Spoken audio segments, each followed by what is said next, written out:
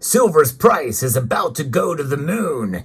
And the news story I'm about to share with you very well could back that claim. There are some that will say because of this, you should buy silver now. I'm going to give you a different perspective here, a perspective that likely you're not going to find on any other channel. So I hope you will stick with me here as we report on this as we explore.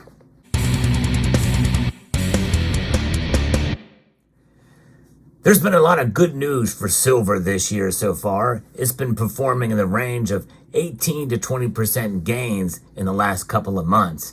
That's pretty exciting, although it has a long way to go to really where it catches up to gold in terms of its price performance. Gold is way far ahead, and it's a more stable store of value.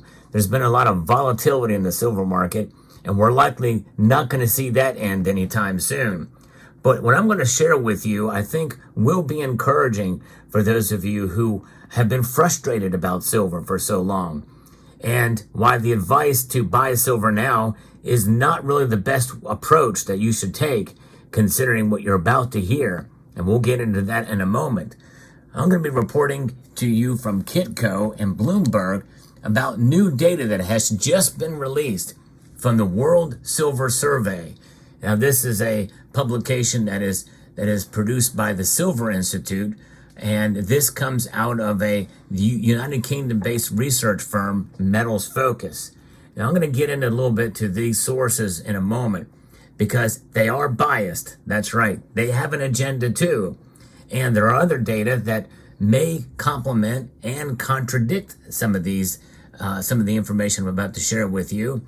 But a lot of that information from competitors or other sources tend to be behind a paywall, so it's very difficult. This information is freely available, so news sources like Kitco report on it. Now, there are some that think it is underreported as well, some of these numbers too, so you have it on both sides, and that is the nuance and the approach that we should take this information, because it can change as well too. But they are supported at elevated levels, the prices of silver are, as robust demand continues to outweigh supply. It creates a further drawdown in above ground stocks, according to the latest research from the Silver Institute. The Silver Institute just released its annual World Silver Survey, and this is again conducted by Metals Focus, which is a research firm out of Great Britain.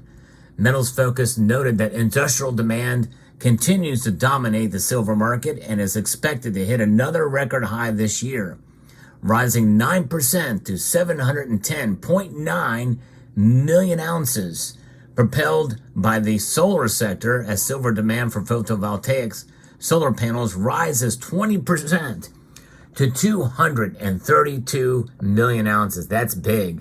And some people think it's even more than that.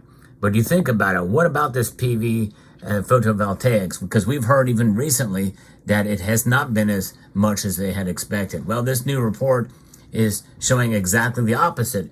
It's amazing how quickly things can change and how these numbers can change.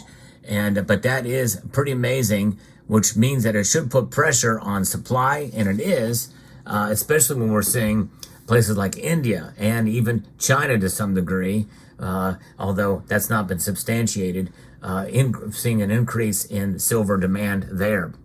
And what does that mean? If they're buying silver, especially in India, for their cultural ceremonies and as a store of value in the form of jewelry, and maybe even bars and coins, I don't know. My guess is it's mostly silverware and jewelry. And in China, starts to actually stack silver in place of gold. Well, there you go. They are accumulating it, and they're accumulating it to hold, which means that is where the advice that I'm going to give you, especially if you are a current silver stacker, that is to hold on to your silver. You're not going to want to sell it after this because it's likely going to go up, which means it's going to be worth more then than it is now in terms of its price performance. That's right. Its worth is based off of what somebody is willing to pay for it. And of course, if the spot price is higher, that's going to mean you're going to get more for it. I mean, that's pretty obvious, but still something to think about, especially when we have the dollar already under pressure in terms of its value proposition. it is already down 3.5% year over year now, from a prior year where it was up much higher in a percentage, and that's inflation. In fact, we're way over double digits since this all started with inflation. It's crazy. But silver, it's now breaking out to a degree, and it's nice to see this kind of action right before we hear this news, which really should bolster the case for silver. So this industrial demand, heavily weighted by photovoltaics, is quite incredible. They have a chart that shows that industrial demand especially has reached a record high over the last 10, 20 years, and really the 20 years.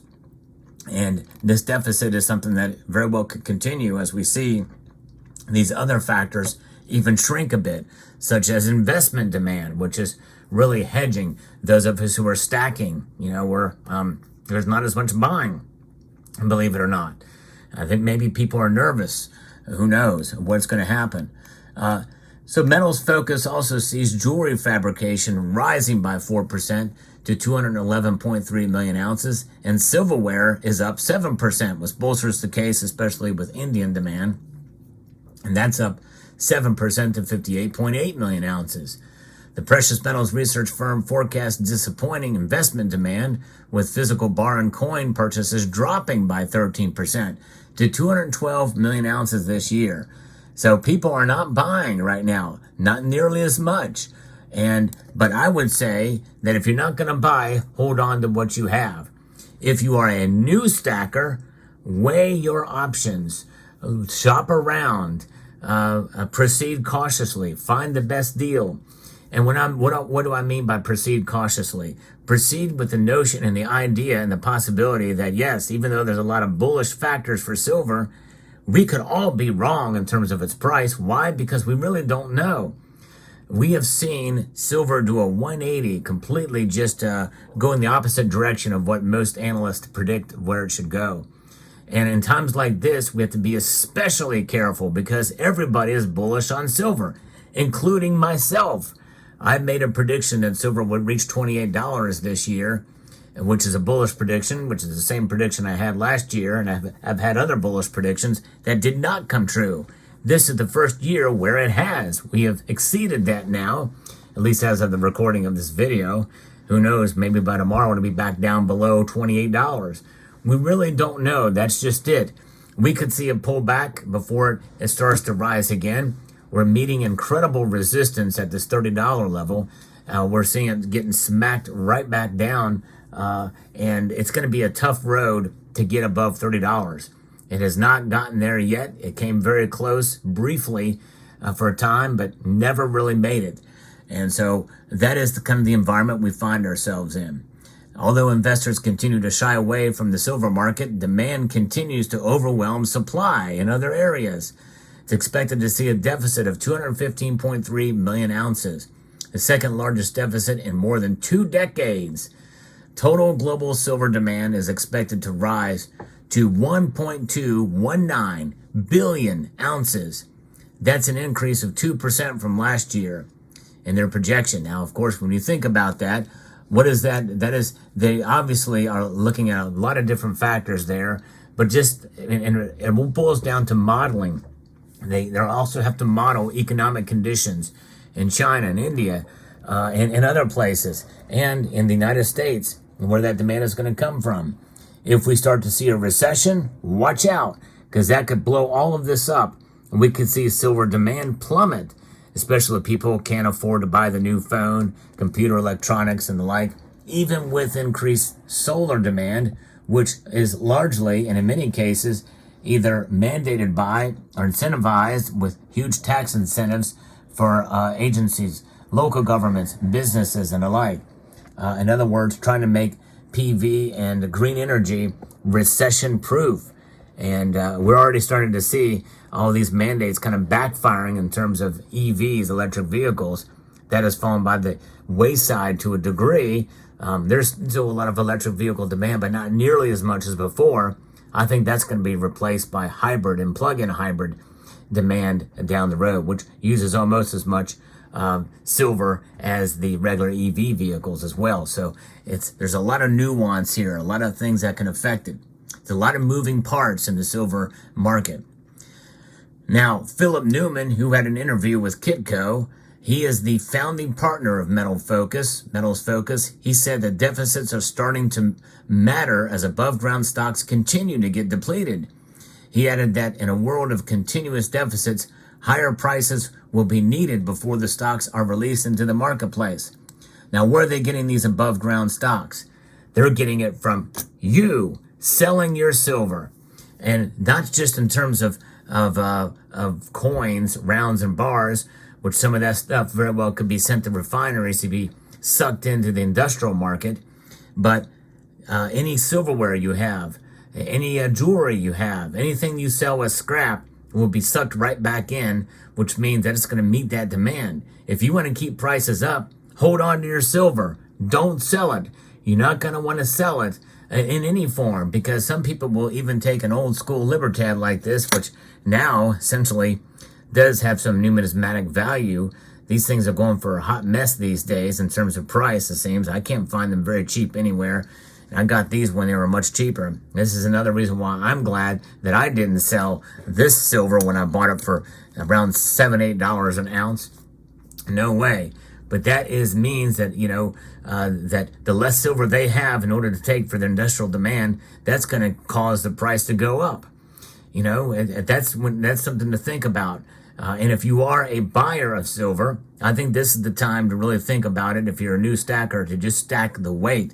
Get yourself some privately issued rounds, or if you can find sovereign coins for not a whole lot more than the what is known as generic or privately issued. Grab those based off of your budget, but understand that the price could fall. It could fall. There's still sizable stocks out there, according to Mr. Newman, but I don't think we are at a price level where the metal flows into the market. In this environment, as prices rise, these silver holders are not motivated sellers. And if silver popped up to $35, would they be sellers? I'm not entirely convinced. Well, I would like to agree with Mr. Newman and hope that will be the case. I'm encouraging you to not sell your silver and to have enough of these on hand so that you don't have to sell your silver in the case of an emergency. You can use these to pay for that emergency. Diamond hands is what it's about. Hang on to your silver. Hang on through the good times and through the bad times, and because that's what we're facing, I think. Newman said that although investors should expect to see some volatility, there is long-term value in the silver market, well supported by solid demand. And even though we've not really seen silver, explode in price over the course of, a couple of days, we've seen it rise dramatically. And we very well could see it pop up above $30.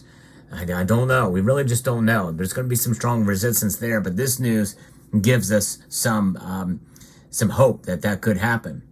And especially when we're seeing that the historic average for the gold to silver ratio, he is saying is around 70.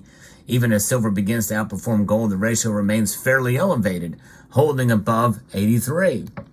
Even with the recent retreat, a still high gold to silver ratio will attract some investors who view silver as undervalued over the long term, perhaps also as its strong fundamentals gain attention. While investors have been slow to embrace silver, he added that Metals Focus expects the silver market to see annual supply deficits for the foreseeable future. We're talking years down the road, especially since primary silver mining is becoming less and less of a thing. You're seeing most silver mined as a byproduct of other metals, which makes it kind of hard to calculate or hard to predict to some extent. But there's enough out there that they can meet at least some of the demands for some of the things with the mining sector. And I think we're going to see the mining sector really start to kind of really explode in price performance too, because that is really the area where it's been undervalued. And I think when you see that take off, it's just going to bolster the entire precious metals market. So amazing indeed. What news this is, and this is Metals Focus. There are other sources out there that may say something different, but I think we can all agree to at least to an extent that there is at least some deficit out there. And the longer we see this deficit, it's going to put pressure on the price and on the market. And silver is likely going to have higher bottoms from here on out, at the very least. So let me know what your thoughts are. Don't sell your silver. That's the advice I would give to you. And if you're a new stacker, just hang in there. Do not let fear drive your purchases. I'd like to extend a multitude of gratitude to each and every one of you for taking the time to watch, and to encourage you to please rate, share, comment, and subscribe.